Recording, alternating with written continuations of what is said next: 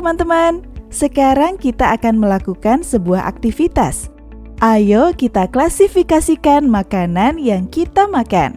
Coba kalian ingat-ingat makanan yang kalian makan kemarin, siang atau malam. Klasifikasikan makanan tersebut ke dalam grup-grup berdasarkan metode piring makan saya. Setelah kamu mengurutkan makanan yang dimakan kemarin, coba buatlah setidaknya 3 perubahan atas menu makanan kalian, sehingga sesuai dengan metode piring makan saya, baik dari segi jumlah maupun dari segi grup atau kelompok makanan. Jelaskan bagaimana perubahan tersebut mempengaruhi asupan makanan kalian.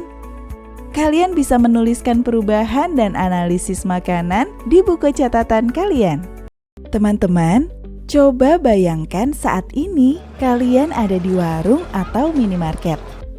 Orang tua kalian memberikan uang untuk membeli sarapan besok pagi. Ketika sedang memilih makanan di rak-rak warung atau minimarket, kalian ingat nasihat guru IPA bahwa kalian harus mengonsumsi makanan sehat. Kira-kira makanan apa yang akan kalian pilih? Bagaimana kalian tahu bahwa makanan yang kalian pilih lebih sehat dibanding makanan yang lain? Cara untuk mengetahui informasi tadi adalah dengan mencermati label makanan yang berisi komposisi bahan baku serta tabel informasi nilai gizi di kemasan makanan yang kalian pilih. Tabel informasi nilai gizi berisi takaran saji, kalori, dan persentase angka kecukupan gizi atau persen AKG. A. Takaran saji menunjukkan jumlah berat per kemasan dalam 1 kali penyajian. Misalnya, berat makanan per 1 bungkus seberat 91 gram pada 1 kali penyajian. B. Energi total menunjukkan banyaknya total kalori dalam kilokalori yang akan kalian dapatkan ketika mengonsumsi makanan ini. Energi dari lemak adalah menunjukkan besarnya sumbangan kalori dari lemak yang terdapat pada makanan ini. C. Persentase angka kecukupan gizi atau persen AKG digunakan untuk melihat banyaknya nutrisi yang didapat ketika mengonsumsi makanan ini pada 1 kali penyajian. Misalnya, jika mengonsumsi makanan ini, maka kalian akan mendapatkan asupan vitamin A sebesar 55% dan asupan lemak total sebesar 25% sesuai dengan takaran penyajian. Nah, sekarang mana makanan yang kalian pilih untuk dibeli? Teman-teman, ayo mari kita bandingkan 2 makanan ini. Silahkan meminta bantuan orang tua, saudara, atau guru kalian untuk melakukan kegiatan ini ya.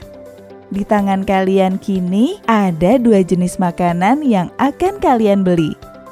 Kira-kira makanan mana yang lebih sehat berdasarkan keterangan informasi nilai gizi serta persentase maksimal nutrisi berdasarkan yang telah kita pelajari?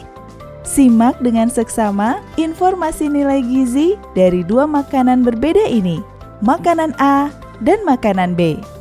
Pada makanan A memiliki takaran saji 90 gram. Setiap takaran saji itu mengandung lemak total 32 gram, protein 21 gram, karbohidrat 7 gram, dan natrium 300 mg.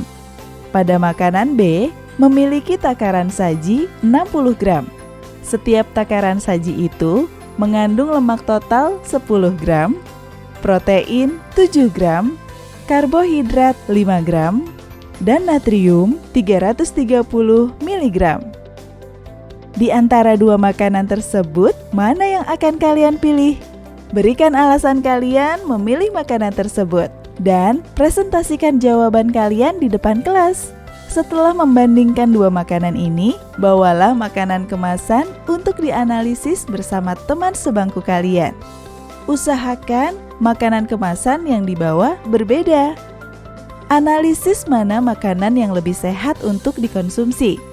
Berikan alasan mengapa makanan yang satu lebih sehat dibanding makanan yang lain. Buatlah poster perbandingan dari dua makanan tersebut, mulai dari komposisi hingga analisis informasi nilai gizi. Sekarang, kita akan membahas mengenai sistem pencernaan. Teman-teman, makanan yang kalian makan tidak akan ada artinya jika tidak dicerna. Makanan harus dicerna agar tubuh kita bisa mendapatkan nutrisi untuk memelihara semua fungsi tubuh kita. Tahukah kalian, sistem pencernaan dari mulut sampai rektum berkisar 9 meter panjangnya. Organ-organ yang berada dalam sistem pencernaan dikelompokkan menjadi 3 bagian besar berdasarkan fungsinya, yaitu pencernaan, penyerapan, dan pembuangan. Mari kita bahas proses tadi lebih lanjut. Pencernaan.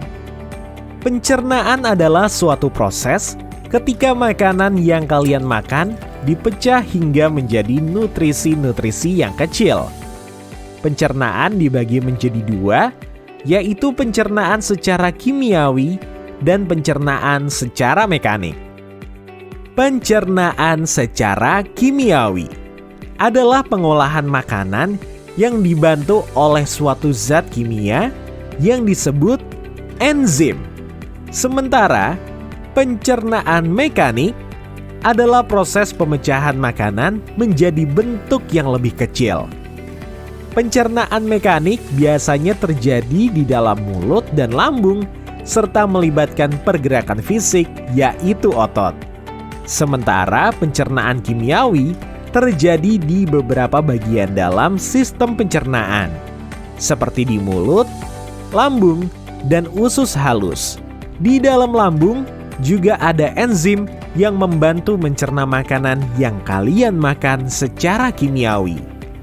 Enzim tersebut adalah enzim pepsin yang merubah protein menjadi asam amino, asam klorida yang membantu kerja enzim pepsin dan juga bertugas membunuh kuman-kuman yang masuk bersama makanan.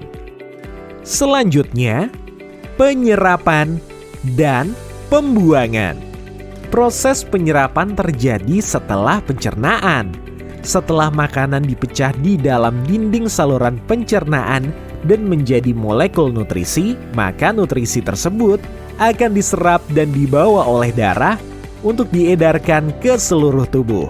Proses penyerapan makanan terjadi di dalam usus halus. Kemudian, usus besar mengeliminasi sisa-sisa makanan yang tidak diserap untuk kemudian dibuang. Inilah proses pembuangan. Di materi buku audio selanjutnya, teman-teman akan mendapat pembahasan mengenai fungsi organ-organ pencernaan. Tetap fokus dan tetap semangat.